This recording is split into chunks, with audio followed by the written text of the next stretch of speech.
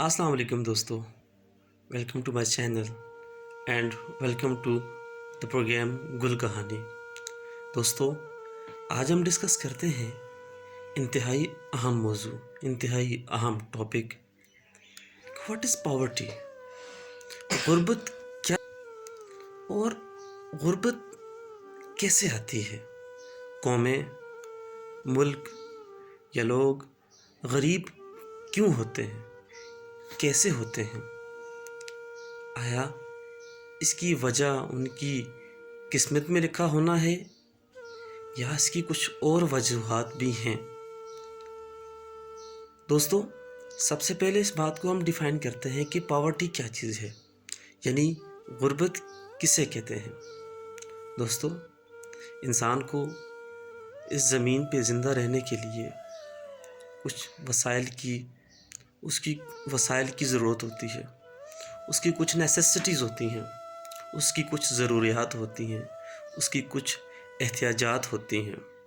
उनको पूरा करने के लिए कुछ वसाइल की, दौलत की, माल की, ज़र की ज़रूरत होती है। अगर उस इंसान की ज़रूरियात ज़िंदगी पूरी नहीं हो रही तो हम कहेंगे कि वो इंसान गरीब है। इसी तरह अगर किसी कौम की, किसी मुल्क की, किसी तबके की ज़रूरियात ज़िंदगी पूरी नहीं हो रही तो हम कहेंगे वो गरीब है। अब ज़रूरियात ज़िंदगी क्या हैं? दोस्तों, अगर हम ज़िंदा रहने के लिए देखें तो हमें 3 चीज़ों की बुनियादी तौर पे ज़रूरत है। वो हैं रोटी, कपड़ा और मकान। यानी खाने के लिए रोटी, जिस्म ढांपने के लिए कपड़ा और रहने के लिए छत यानी मकान। तो ये चीज़ हमारी बुनियादी ज़रूरियात ज़िंदगी में से है। हम इसके बग़ैर मुकम्मल इंसान भी नहीं बन सकते और ना ही हम मुकम्मल हो सकते हैं।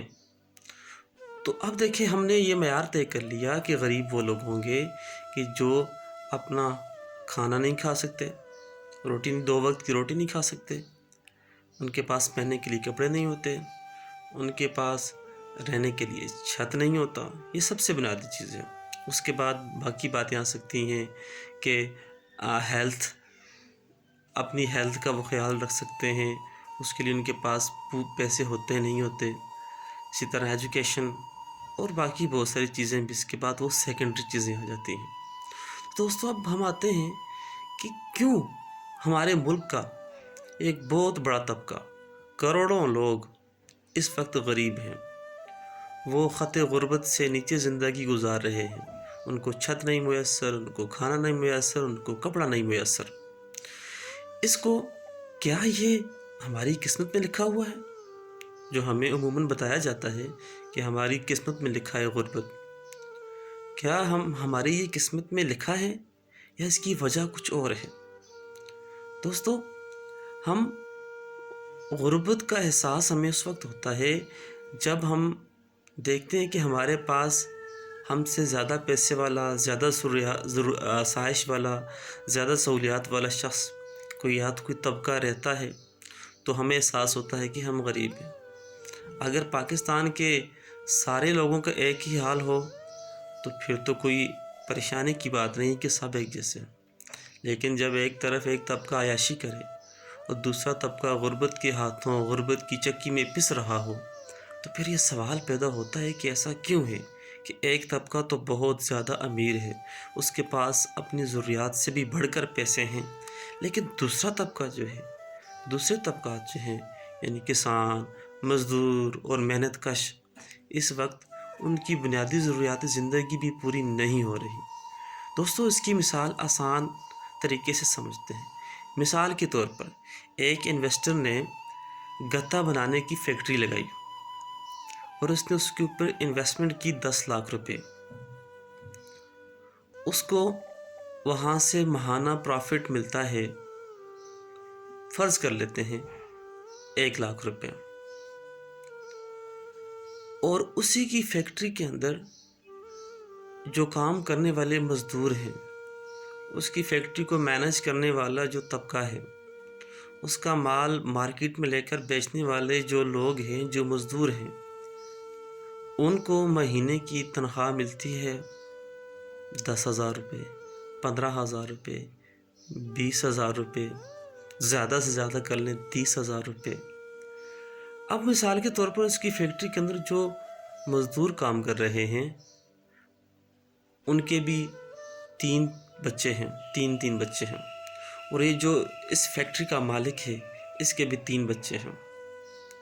اب اگر دیکھیں تو بنیادی طور کے اوپر دونوں کی ضروریات ایک جیسی ہیں۔ جو کچھ مالک کھاتا ہے، کھانے کی ضروریات ہیں، وہی مزدوروں کی بھی ہیں۔ ان کے بچوں کی جو ضروریات ہیں دونوں کی برابر ہیں، لیکن اس کے باوجود مزدور کے بچوں کی ضروریات پوری نہیں ہوتی اور مالک کے بچوں کی ضروریات پوری ہوتی ہیں، بلکہ اس کے پاس سیونگز بھی ہوتی ہیں، اس کے پاس عیاشی کے لیے پیسے بھی بچ جاتے ہیں۔ لیکن مزدور کے پاس وہ غریب ہی رہتا ہے، وہ اپنی بنیادی زندگی، اپنے بچوں کی ایجوکیشن، ان کا کھانا، ان کی ہیلتھ کی سروسز کو بھی پورا نہیں کر سکتا۔ اب آپ کو میرے خیال سے یہ مثال سمجھ آنے لگی کہ اب اچھا یہ بات سوچیں کہ مزدور کی تنخواہ طے کرنا اور سرمایہ دار کا منافع طے کرنا یہ کون کرتا ہے؟ کیا مزدور خود اپنی تنخواہ طے کرتا ہے یا سرمایہ دار اس کی تنخواہ طے کرتا ہے؟ تو مسئلہ یہیں سے شروع ہوتا ہے۔ مزدور کی تنخواہ اگر اتنی ہوتی کہ اس کی ضروریات زندگی پوری ہوتی تو وہ کبھی غریب نہ رہتا۔ اور یہ طے کس نے کیا؟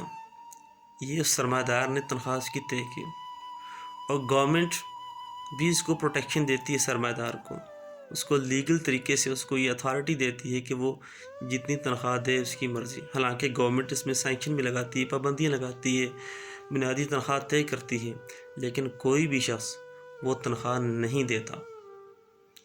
تو دوستو، اس دولت کے جو تقسیم کا جو عمل ہے، جو سٹرکچر ہم نے بنایا ہوا ہے، سب سے بنیادی چیز یہی ہے جو ہمیں کم پیسے دے کر، کم وسائل تک رسائی دے کر ہمیں غربت کی طرف دھکیل رہا ہے۔ یہی حال کچھ کسانوں کا بھی ہے، یہی حال ملازم طبقے کا بھی ہے، باقی محنت کش طبقے کا بھی ہے۔ کسان بھی ہمارا غریب ہے، اس کا مال کون کھا جاتا ہے، اس کے وسائل کون کھا جاتا ہے، اس بات کے اوپر لازمی سوچیں۔ اگر آپ کو ویڈیو اچھی لگی ہے اس کو لائک کریں، اور آپ کے ذہن میں کوئی سوال ہے، کوئی تبصرہ ہے تو کمنٹ کریں، اور آخر میں میرا چینل سبسکرائب کرنا مت بھولیے۔ ملتے ہیں نیکسٹ ویڈیو میں، تب تک کے لیے اللہ حافظ۔